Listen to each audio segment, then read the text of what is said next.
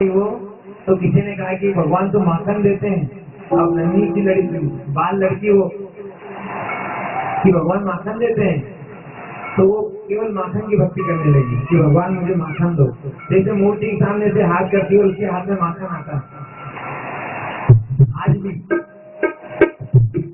हमारे वहाँ के बड़े बड़े जो संत महात्मा है, कमल किशोर जी नागर, वर्ष भर में 2-3 बार जाते हैं केवल ये पूछने की मुझे कब माखन देगा वो, मुझे माखन कब देगा। ऐसे हाथ करती वो और उसके हाथ में माखन आ जाता है। और जब तक एक एक भक्त को माखन नहीं पड़ जाता, इतने उस हथेली में से माखन भी खत्म नहीं होता।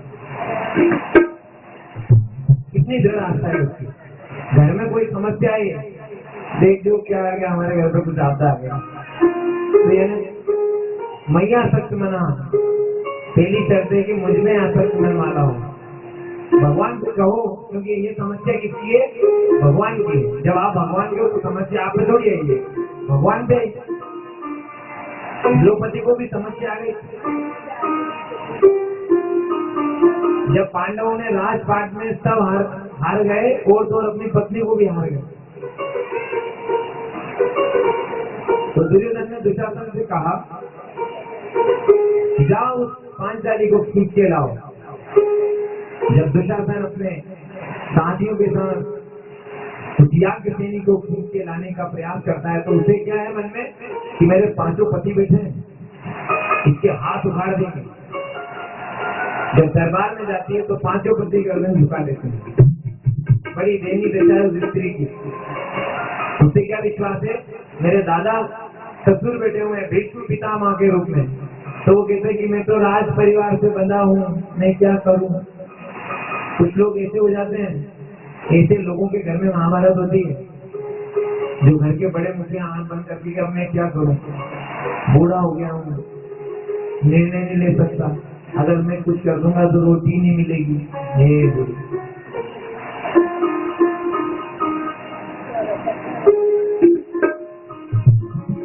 ससुर जी से कहा, पिताजी आप मेरे ससुर हो, राजा हो, मुझे बचाओ, मैं तो अंधा हूँ, मुझे दिखता ही नहीं, दिखता होता तो मैं न्याय करता। दानवीर कर्ण से कहती है कि तुम महान हो, दानी हो, कर्ण हो, मेरे भैया के समान हो, मेरी अस्मत की, मेरी इज्जत की रक्षा कीजिए। तो कर्ण कह देता है कि जिसके 5 पति उत्तर छठा हो जाएगा तो क्या बुरा। गुरु द्रोण के पास जाती है कि गुरुदेव रक्षा कीजिए। जब कोई रक्षा नहीं करता तो वो सोचती है कि मैं खुद सामर्थ्यवान हूँ, मैं खुद याज्ञ सेनी हूँ, अग्नि से प्रकट हुई हूँ। जब उसका सामर्थ्य भी खत्म हो जाता है तब हाथ खड़ी करती है, मुझ से पार कहती है, हे नर नारायण प्रभु, मैं आपके चरण में हूँ, शरण में हूँ, शरण में हूँ। तो भगवान तत्काल साड़ी बना दी। अब इसमें एक बड़ी बारीक लोग हर घर में कहते हैं भगवान के घर देर है पर अंधेर नहीं। भगवान के घर तो देर है ही नहीं, अंधेर की तो बहुत बड़ी बात है, अंधेर तो होती नहीं है, हम जाने में देर करते हैं। भगवान के घर हम जाने में देर करते हैं। पहले तो हम सोचते हैं हम भी सामर्थ्यवान है, परिवार सामर्थ्यवान है, मेरा परिवार देखना, जब परिवार की कोई काम नहीं आता। इतनी प्रॉपर्टी मेरे पास देखना, प्रॉपर्टी भी पड़ी रहती, दूसरे लोग कब्जा करने लगते हैं। फिर उसके बाद परिवार है, मैं खुद सामर्थ्यवान हूँ, ताकतवर हूँ, बलवान हूँ। जब शक्ति भी क्षीण होने लगती है तब कहीं जाके भगवान अब तेरी तू ही रख मेरी नाम, अब जो भी है सब देर से ही है। अब ये है नाम की महिमा। आखिरी में आके भगवान पे अपने प्रभु तू ही समान। अब जैसे ही भगवान पे जाते हैं वैसे ही भगवान मदद करते हैं, तो हम जाने में देर करते हैं, हम जाने में देर। भागवत महापुराण की जय, भक्तों भगवान की जय, शंकर भगवान की जय।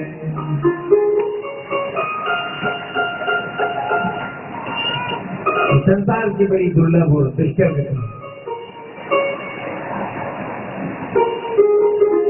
जिस दिन मैया सप्तमना इस मूल मंत्र में आ गए, ज्ञान सहित विज्ञान में प्रवेश कर गए, तब 9वें अध्याय का 22वां श्लोक स्मरण में आना चाहिए।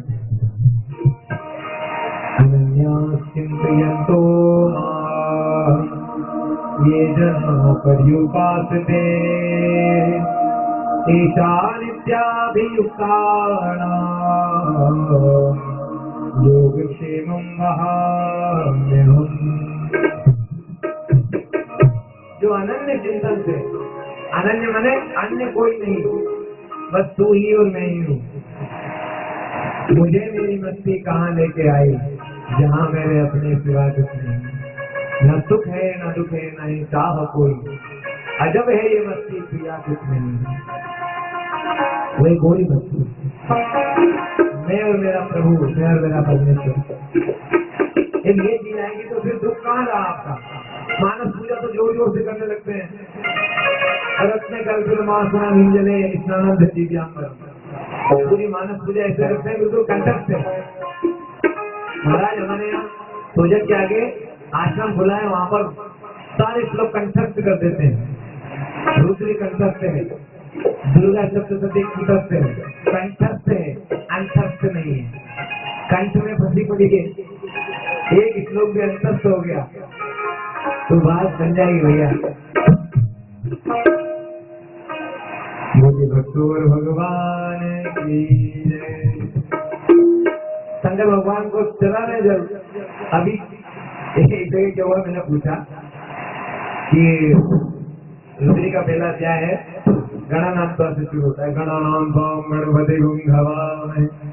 यहाँ पे इस श्लोक का अर्थ बताओ। लोग जोर जोर से पढ़ते हैं स्वस्ति वाचन में, और भद्रावतो यंत्र विश्वतो भद्रम कले शृणुयाम देवम। बहुत बहुत कितनी अच्छी रिदम है। अरे ब्राह्मण से पूछे इसका अर्थ क्या है, रिदम में क्या रखा है, अर्थ पूछो। अर्थ भी आना चाहिए, सही है आपको अर्थ।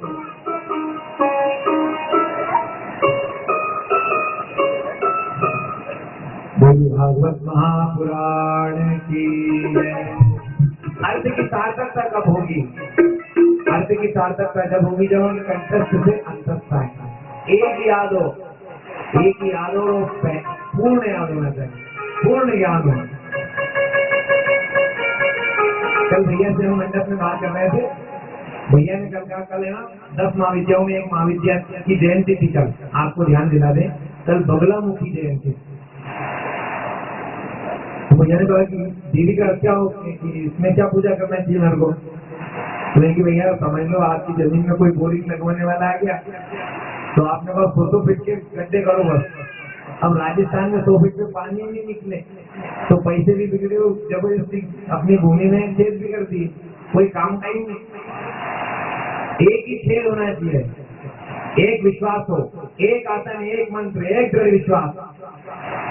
तो कर मेहनत तो फल निकले, आज नहीं तो कल निकले। अपने ऊपर तो कर ले भरोसा, रेगिस्तान से जल निकले।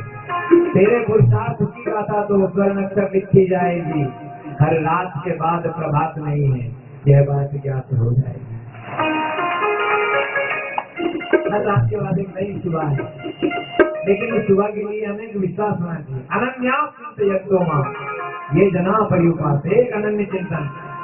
तू नहीं तो कोई है ही नहीं, बस तू ही है।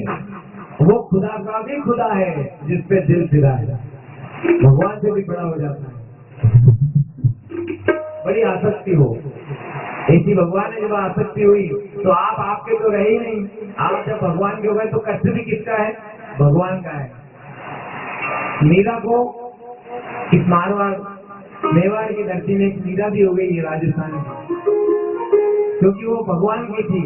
तो राणा ने उसे जहर पिलाया, लेकिन जहर का असर ही नहीं हुआ। गांधी जी ज्ञानी थे इसलिए गोली से हत्या हुई, शुक्राचार्य भी ज्ञानी थे इसलिए जहर पी के मरे हैं।